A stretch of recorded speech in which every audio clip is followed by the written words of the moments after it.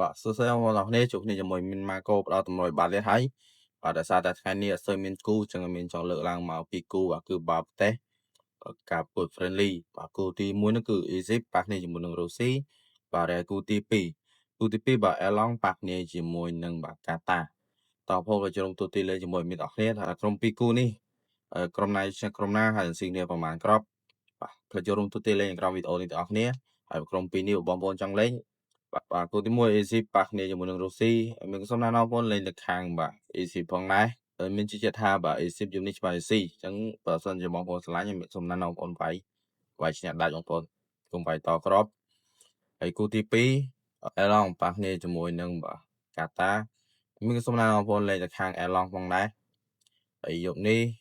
ហើយមានគេហ៊ានទីសកលថាគូនេះអាចនឹងស៊ីគ្នា2-1បាទឬមួយក៏2អញ្ចឹងបងប្អូនឆ្លាញ់តាមមានសុំណាបងប្អូនលេងទៅខាង over បាទឬមួយវាយទៅខាងអេឡង់ពីគូនេះមានឆ្លាញ់ខាងម្ចាស់ទៀតទាំងអស់ហើយដោយសារតែអត់សូវមានគូបងប្អូនមានតែ2គូនោះទេព្រោះហ្នឹងគឺបាល់ព្រឹកបាទអញ្ចឹងបងប្អូនឆ្លាញ់100បាល់ហើយឆ្លាញ់ការវាយប់មានជឿជាក់ថា100បាល់ពីគូនេះជា100ល្អអញ្ចឹងមានតែប៉ុណ្្នេះទេបាទផ្លេចចុច like និង share follow មានម៉ាកូមតែមួយផង